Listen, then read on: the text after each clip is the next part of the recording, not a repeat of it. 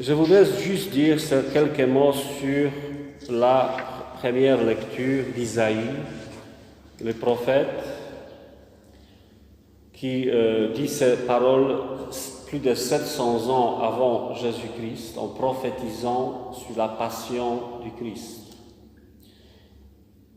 Dieu mon Seigneur m'a donné le langage d'un homme qui se laisse instruire, pour que je sache à mon tour réconforter celui qui n'en peut plus. Dans cette petite phrase, il y a deux choses. D'abord, le mot instruire,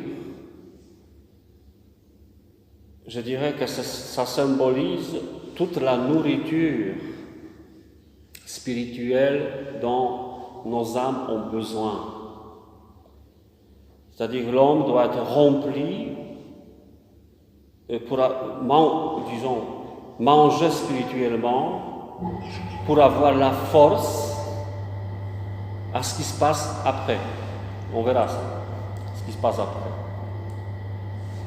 Je dirais que normalement, notre enfance, surtout, c'est la période où nous devons charger nos batteries, surtout de l'amour,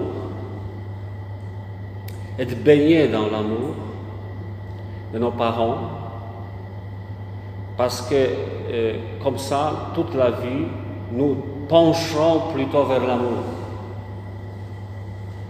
Mais cette parole, instruire, peut aussi bien sûr symboliser toute la nourriture purement spirituelle, c'est-à-dire tout ce qui donne la religion.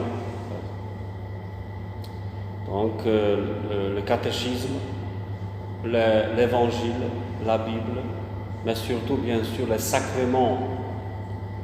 Il y a deux sacrements qui devraient être pratiqués régulièrement par les catholiques. C'est bien sûr la messe, mais aussi la confession. C'est deux sacrements de guérison qui, disons, au niveau spirituel, c'est une sorte de thérapie spirituelle. Parce que, justement, quand on commence à affronter la vie adulte, vous savez bien que ce n'est pas toujours idéal. Il y a des souffrances, des défis, ou des choix devant lesquels nous nous sentons petits, ou nous ne sommes pas capables, d'affronter certaines réalités. La parole me réveille chaque matin elle me réveille pour que j'écoute comme celui qui se laisse instruire. La docilité à ce que Dieu donne. Je laisse faire Dieu. Je suis pas seulement obéissant à Dieu, parce que l'obéissance, c'est pas toujours une connotation positive. Nous ne sommes pas des bêtes pour museler et nous traîner. Nous sommes des hommes libres. Mais en même temps, se réfugier chez Dieu, c'est-à-dire sous les ailes de Dieu, c'est en même temps une sorte de protection. Dieu nous protège. Il nous entoure de sa grâce. Et ça implique quoi? La consolation, l'espérance, l'espoir, confiance en soi d'abord, etc., etc. Donc Dieu, c'est quelqu'un, quand même, bon père, une mère, qui, nous soigne. Le Seigneur Dieu m'a ouvert l'oreille et moi, je ne suis pas révolté, je ne me suis pas dérobé. Et ça, cette phrase, je dirais, c'est déjà un peu intermédiaire entre cette docilité de l'amour, d'union avec Dieu, et on passe petit à petit à la passion. Parce que Jésus, mais bien conscient, savait ce qu'il attend à Jérusalem, qu'il vivra une passion atroce, à double sens. Il y a deux dimensions, au moins, je dirais trois dimensions de la passion du Christ. Ce qu'on remarque d'abord, c'est la souffrance physique, n'est-ce pas? C'est la première chose qu'on voit dans la passion du Christ. Le sang coule.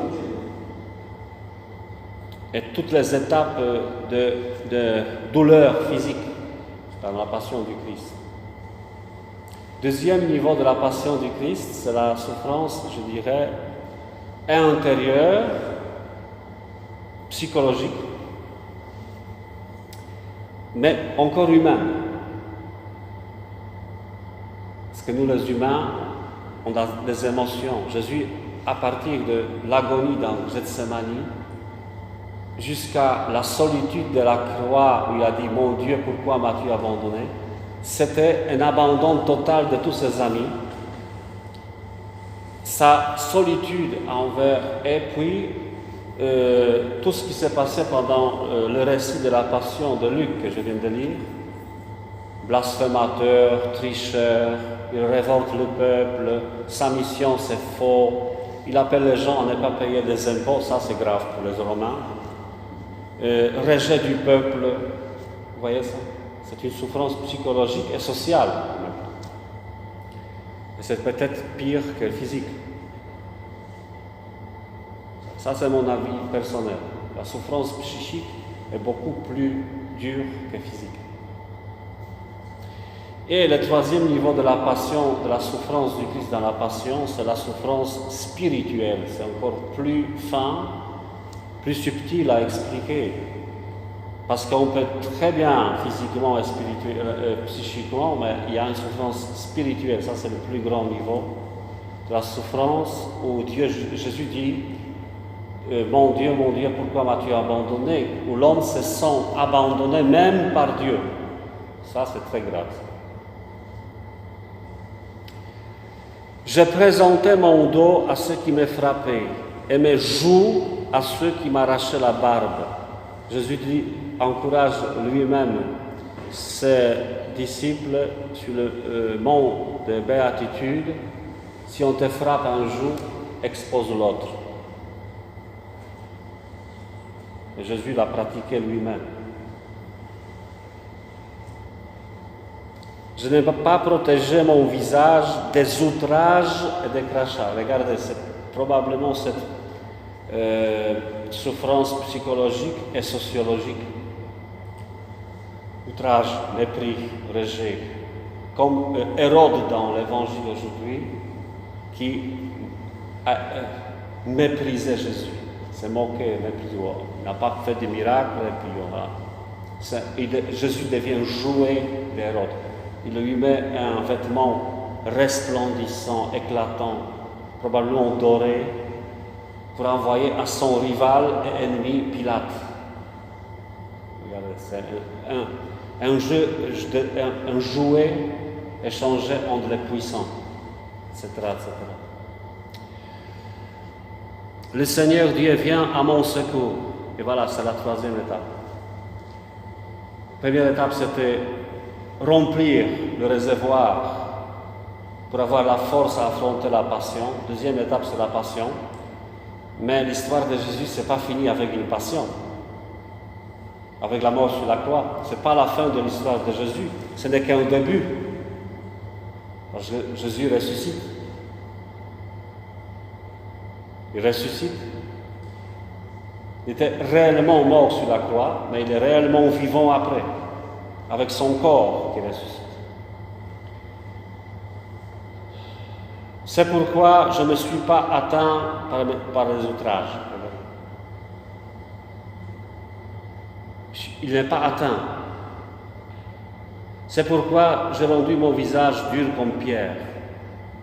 Donc cette puissance intérieure, la force que Dieu peut donner, nous rend capables d'être immunisés contre les souffrances.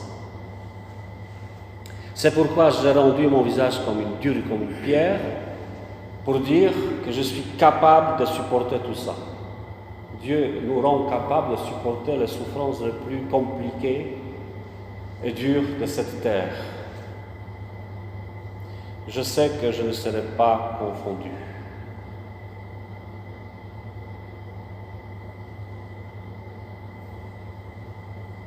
Bien sûr, à notre niveau, nous ne souffrons pas autant, nous ne sommes pas Jésus, mais par nos souffrances, et il y en a, nous participons à celles de Jésus.